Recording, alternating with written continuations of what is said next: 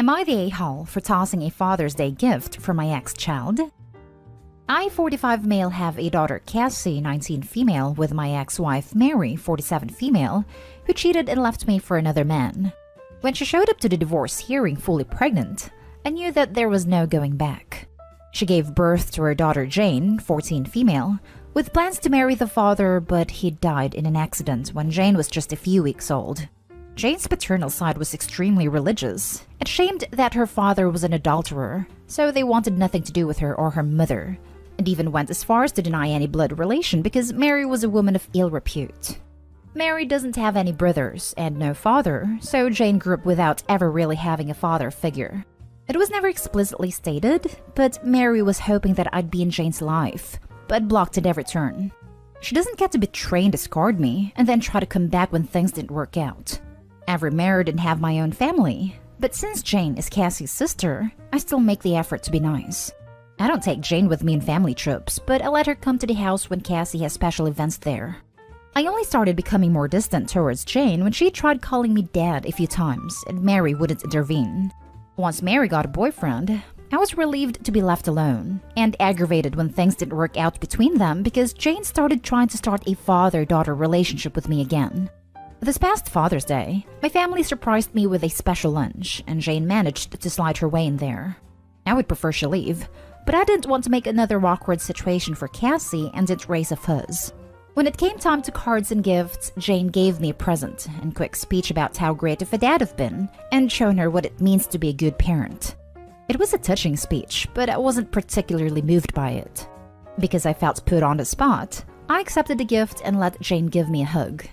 Then, when the day was over and everyone was gone, I tossed it in a Goodwill box we have in the basement. My wife thinks that I should keep it even if I don't like it, but I don't want to send a message that there's hope for Jane that I'll be the father she's always wanted. Am I the a-hole? Edited to add. Again, because I keep seeing this in the comments. 1. I've told Jane not to call me dad, or think that just because I do things with Cassie that I'll do them for her. 2. I've talked to Mary about this more than once, but she's of no help. 3. I don't blame Jane for what her mom did, but I don't understand why I need to be a father figure in her life to prove it. 4. I don't even want to be a paternal figure for her because that would require a certain amount of time and labor that I'd rather give to my own children. 5. Mary and I weren't intimate for months during Jane's conception and there was a DNA test. There's no chance that Jane is mine. 6. Yes, I've only ever talked to Jane about this once. How many times do I need to tell her to make it clear? 7. I didn't even like the gift that she got me. Now for the top comments. This might be one of the saddest AITA I've ever read. I completely understand where you are coming from, but honestly, I feel like without you, that kid is going to end up in a real tough spot in life. I'm not qualified in any way to say who's an a-hole in this story, except your ex-wife. From my perspective, I would always try to help out a fatherless kid. This is really tough. Good luck to all of you. Every bit of this points to not an a-hole, but she's a kid. She's not asking for money, she's just asking for someone to take an interest in her. I get you're in no way obligated to Jane, but is being a good, safe adult in her life such a horrific burden that is a hard no? It might be, I don't know. But it certainly seems like she could use someone to care a little. Not an a-hole. But please, as an adult who used to be in Jane's position, just ask her one more time to stop calling you dad and advise your biological daughter to hang out with her in places where you are not going to be present. As time goes on, stop inviting her to gatherings altogether. It might hurt her, but this is the safest way to let her go, without causing serious amounts of negativity. When she gets older, she will most likely understand the reasons behind your distant behavior. Good luck, Opie. Not an a-hole. You shouldn't have to play house/dad for someone who left you for someone else. While it is sad what happened to Jane's dad, that doesn't mean you have to step up. You have your own life and children, and have made it clear that the relationship with Jane is solely for your daughter's sake. You did good by accepting the gift and thanking her in the moment. You have no obligation to keep said gift after. Agreed. While I feel sorry for the girl, what else is a person to do? That's not his kid, and Opie's doing a lot to not upset her or his daughter, but there should be a strong boundary set. Not everything in life is fair, and set out for us, we have to deal with the cards that we're given. It's not fair, but life isn't fair. This should have been nipped in the bud when she was a child, but I'm guessing this is all on her mother. Shaking my damn head. Not an a-hole. Now for the next story. Am I the a-hole for kicking out someone out of my birthday party for bringing an unwanted gift? So here's the backstory. Me, 30 female, and my ex, 32 male, Tony, broke up 8 months ago. The reason for this breakup was that I was fairly certain he was cheating on me with one of his friends, Tammy. He denied it, but honestly, even if he wasn't actively cheating, he was not invested in the relationship anymore because it was obvious he had fallen for her. Lo and behold, after our breakup, I moved out, and he almost immediately got together with Tammy. Now, I'm trying to be the bigger person and move the hell on with my life, but for some reason, both of them won't really let me do that. Tammy sends me memes, invites me to things, and when I tell her no or ignore her messages, my ex decides it's his turn to tell me I'm being mean to Tammy for no reason. To be clear, I'm not asking if I'm the a-hole compared to Tony and Tammy, because I know I'm not. They're being absolutely ridiculous. My question is, this last weekend was my 30th birthday party, aka a get-together at a bar with some friends of mine. The grapevine does its magic, and somehow Tammy finds out it's happening and asks if she can come. No, you cannot. Cute Tony poo-pooing me. I finally work up the nerve to block them both on every social media platform I can. I told my guests, hey, if Tony and / or Tammy show up, I'm making them leave. My 5 or 6 friends know them both and know the situation I'm in here. So Tony and Tammy don't show up, but you know what does? A personalized gift from Tammy that a different friend decided to bring on her behalf. Nobody else brought a gift. We were meeting at a bar. This friend, let's say is Roger, brought the gift in a bag and told me to extend the olive branch. To which I said, no effing way. Threw the gift in a trash can and told him that he can go home. I was so angry that it took a couple of minutes for me to calm down, but he ended up leaving in a big huff. The rest of the night was as good as can be expected. But I'm still very upset with Roger for doing this when I think it's abundantly clear that I don't want any contact with my ex and his girlfriend. Am I actually an a-hole for not only rejecting the gift and kicking him out? Am I losing my damn mind to this problem? Not an a-hole. They need to leave you the hell alone.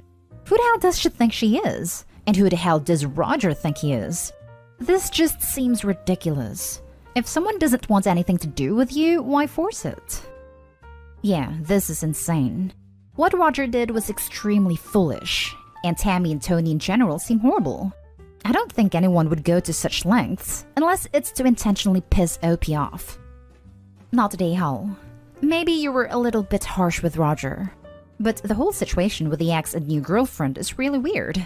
I would think your other friends would know better than to get involved like that.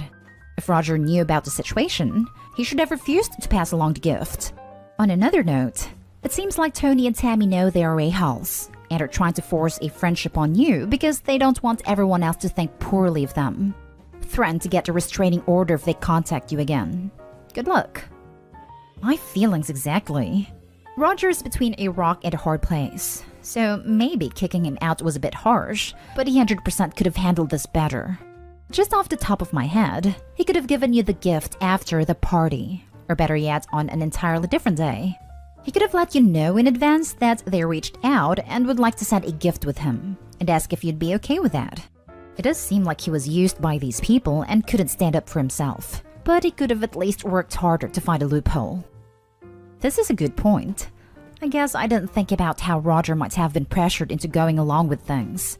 He's not a bad guy, but he can kind of get swept in the why can't we all get along thing. So I can see how it'd be easy to convince. Oh, we just want to mend fences with OP. Please give this to her so we can all be buddies. In hindsight, I'm definitely planning on talking to Roger and explaining why this hurts my feelings so much. Hopefully he understands. Next story.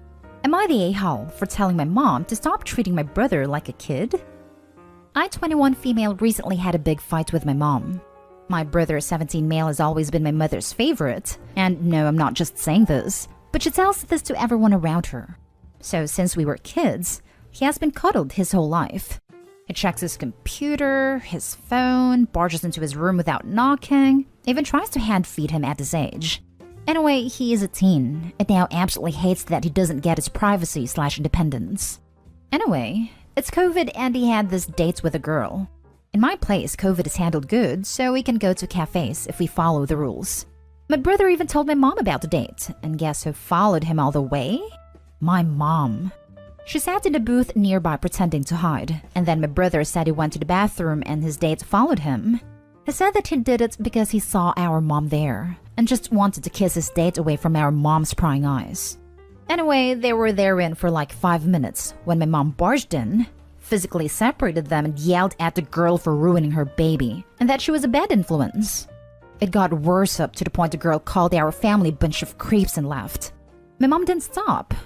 She was like, "Baby, did she hurt you? Are you okay?" And my brother, who never cried in public as a teen, called me crying to come pick him up because he was that embarrassed.